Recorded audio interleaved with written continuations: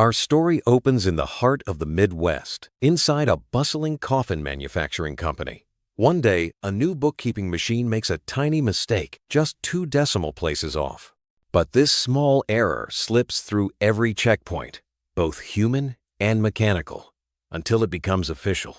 The numbers are now sacred, untouchable, and no one dares to question them. The advertising manager, upon seeing his department's budget balloon to 100 times the expected amount, is stunned. But shock quickly turns to opportunity as he realizes the potential of this windfall. This is the spark that sets an entire chain of bizarre events into motion. The advertising manager, still reeling from the shock, sits in his office with the new budget figures. Instead of questioning the error, he sees a chance for something extraordinary. With a budget 50 times larger than he requested, his mind races with possibilities. He quickly gathers his things, gives his wife a rushed explanation, and heads for the airport. He's determined to seize this unexpected opportunity, setting the stage for a marketing campaign unlike any other. The wheels of fate are now turning, and the world is about to witness a holiday season it will never forget. As the holiday season approaches, the economy is sluggish. Retailers are pessimistic, and early sales figures are disappointing. Thanksgiving comes and goes with little cheer, and business owners brace themselves for a bleak Christmas. The mood across the country is somber, with little hope that the season will bring the usual boost in spending. But just as despair begins to settle in, something unexpected is about to shake up the status quo. On the Friday after Thanksgiving, the advertising manager's campaign bursts onto the scene. Crews work feverishly to plaster billboards with eye-catching posters. The most striking ad features a glamorous young woman unwrapping a coffin beside a Christmas tree, her smile suggesting she's received the ultimate gift. The slogan, "The gift that will last more than a lifetime," is both clever and unsettling. The campaign is relentless, flooding every medium with its message and capturing the public's imagination in a way no one could have predicted. The campaign doesn't stop at billboards. Television commercials feature clever skits, some hinting that coffins might be as comfortable as a bed. Print ads target every demographic, from older married men to single women, each with its own provocative message. Newspapers, magazines, and every other medium join the assault, creating an advertising blitz that is impossible to ignore. The public is bombarded from all sides, and the effect is immediate and overwhelming. The response is nothing short of astonishing. Department stores, which had reluctantly set aside space for a single coffin, are suddenly overwhelmed with demand. Grocery stores, beauty parlors, and even service stations scramble to get in on the action. Delivery trucks clog the streets, and the stock market goes wild. Congress is called into session to address shortages of lumber and other materials. The entire country is swept up in a buying frenzy, and coffins become the must-have item of the season. As Christmas approaches, coffins are everywhere. Living rooms are so crowded with them that there's barely space for anything else. People now have multiple coffins at home, just in case. The rest of the world is left scrambling, as the United States has cornered the market on caskets. The holiday season, once feared to be a disaster, turns into the most prosperous on record, all thanks to the unexpected popularity of coffins. After the holiday rush, most expect a dramatic slump. But the advertising manager, now promoted to sales manager and first vice president, is not about to let the boom end. He launches a new campaign in January, convincing everyone that last year's coffins are already obsolete. The coffin becomes the latest status symbol, and the buying frenzy resumes with even greater intensity. The auto industry collapses as garages fill with coffins instead of cars. Manufacturers race to create new and innovative coffin designs. Some are compact, requiring the occupant to fold up tightly. Others are lavish, resembling miniature houses with space for entire families and even the family cat. The variety is endless, and people take pride in displaying their coffins in special coffin ports added to their homes. The coffin industry is now the center of economic life, and the boom shows no signs of slowing. With coffins in every home, the advertising manager faces a new challenge: getting people to actually use them. The campaign subtly shifts, encouraging people to see the coffin as more than just a status symbol. Ads feature rugged, likable young men lying in coffins, exuding vitality even in death. Catchy jingles and clever commercials make the idea of using a coffin seem appealing, even fashionable. The message is clear: It's time to put those coffins to use. The campaign's influence grows, and a new social trend emerges.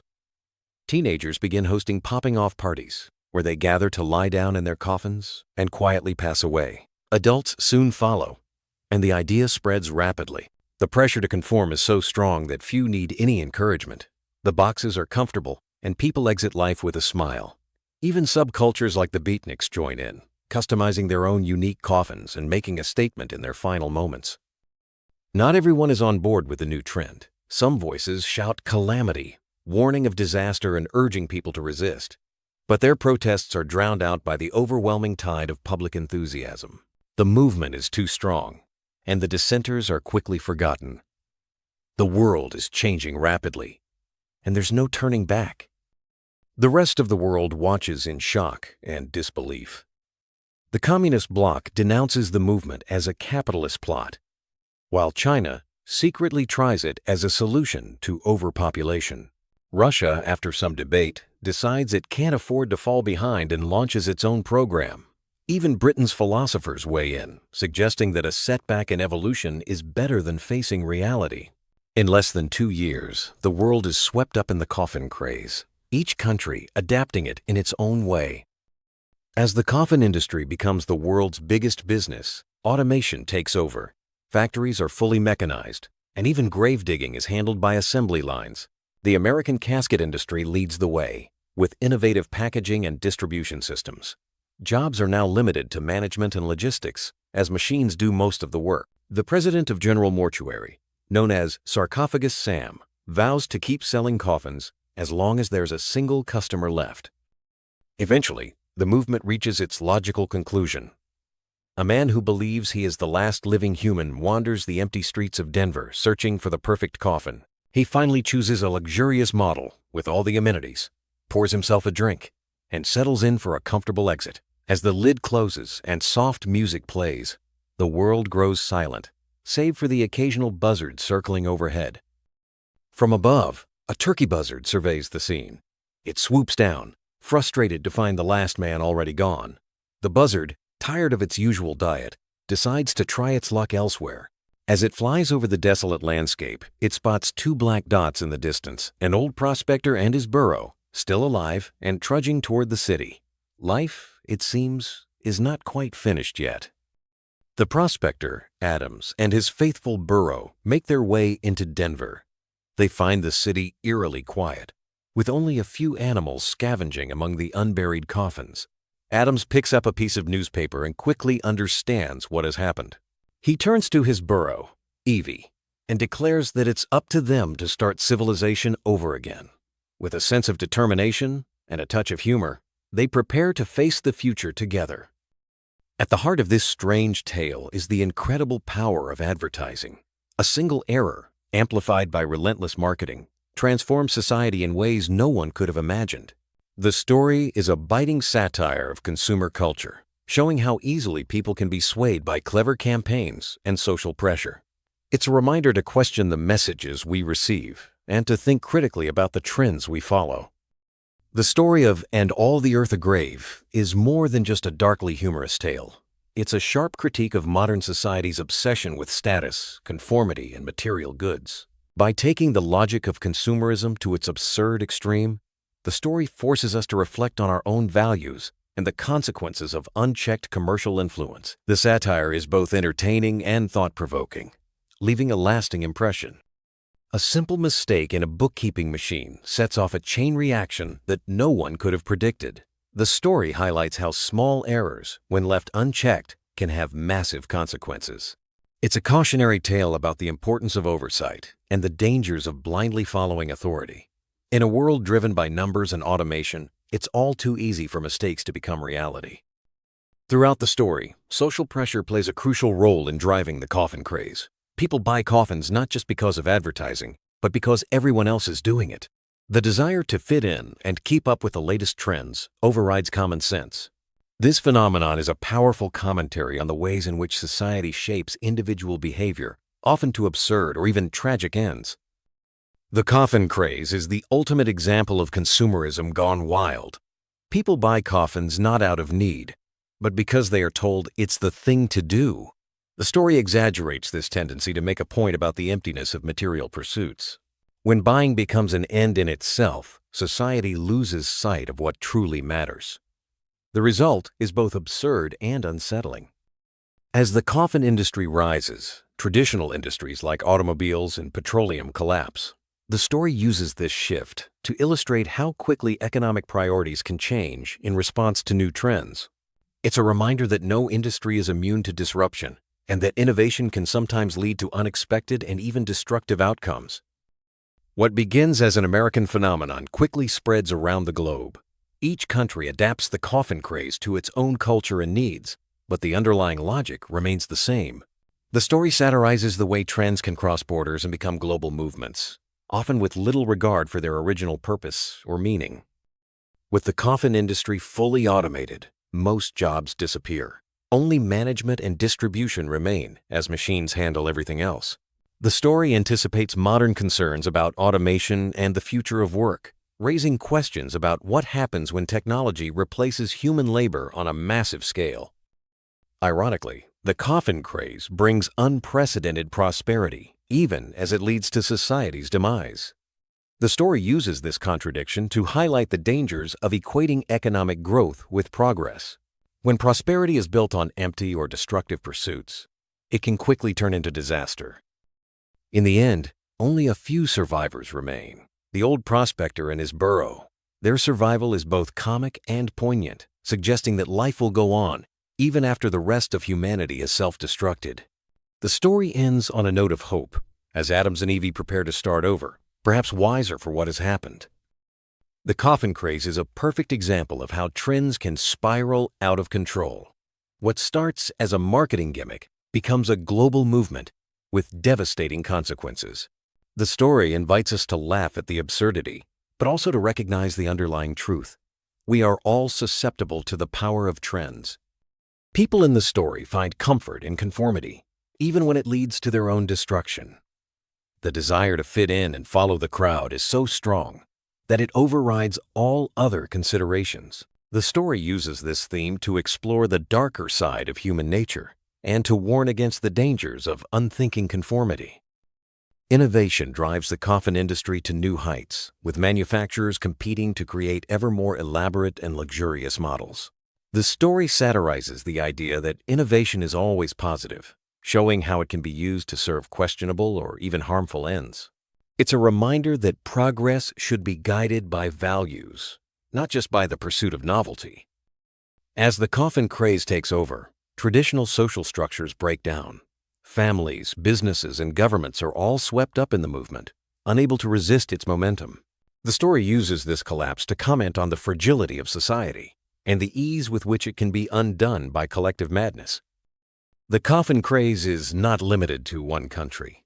It quickly spreads around the world, with each nation finding its own way to join in. The story satirizes the process of globalization, showing how even the most absurd ideas can become global phenomena in the modern age. In the rush to conform, individuality is lost. Everyone follows the same trend, buys the same products, and ultimately meets the same fate. The story uses this loss of individuality to critique the homogenizing effects of mass culture and advertising. The story ends with the survival of the least likely characters, an old prospector and his burro. Their endurance is both ironic and hopeful, suggesting that life can persist even in the face of overwhelming odds. The story leaves us with the question of what kind of world they will rebuild. Though written as satire, the story offers important lessons for today's world. It warns against the dangers of blind consumerism, the power of advertising, and the risks of conformity. It encourages us to think for ourselves and to question the trends that shape our lives. In a world where marketing is more pervasive than ever, these lessons are more relevant than ever. Satire is a powerful tool for social commentary. By exaggerating real-world trends and behaviors, it forces us to confront uncomfortable truths. And All the Earth a Grave uses humor and absurdity to make serious points about society, economics, and human nature.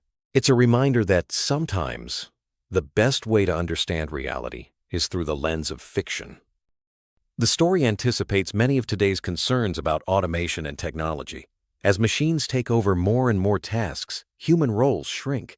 The coffin industry's complete automation is both a joke and a warning, highlighting the need to balance technological progress with human values and needs. Throughout the story, leaders play a crucial role in shaping events.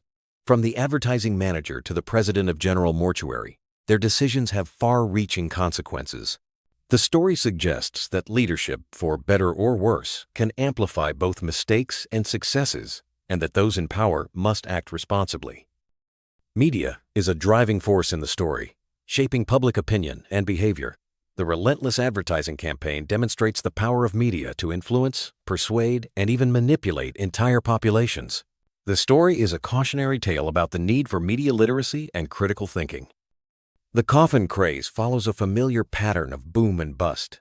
The story uses this cycle to comment on the volatility of markets and the dangers of speculative bubbles. It's a reminder that what goes up must come down, and that unsustainable trends can lead to disaster. Coffins become the ultimate status symbol, replacing cars and other traditional markers of success. The story mocks the human tendency to seek validation through possessions and questions the value of status symbols in general. It's a humorous but pointed critique of materialism. One of the key messages of the story is the importance of questioning authority, trends, and received wisdom.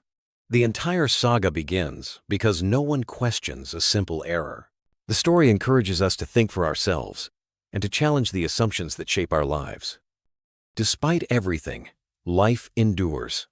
The prospector and his burro survive, ready to start anew. The story ends on a hopeful note, suggesting that even in the face of collective madness, there is always the possibility of renewal and redemption. As we leave the world of "and all the earth a grave," we are left to reflect on its lessons. The story is a masterful blend of humor, satire, and social critique. It challenges us to think about the forces that shape our lives and to consider what kind of world we want to build. In the end, it's up to us to choose our own path. The story closes with Adams and Evie, the last survivors, preparing to start over. Their journey is both an ending and a beginning, a chance to rebuild and perhaps avoid the mistakes of the past. The world is empty, but full of possibility. It's a fitting conclusion to a tale that is as thought-provoking as it is entertaining.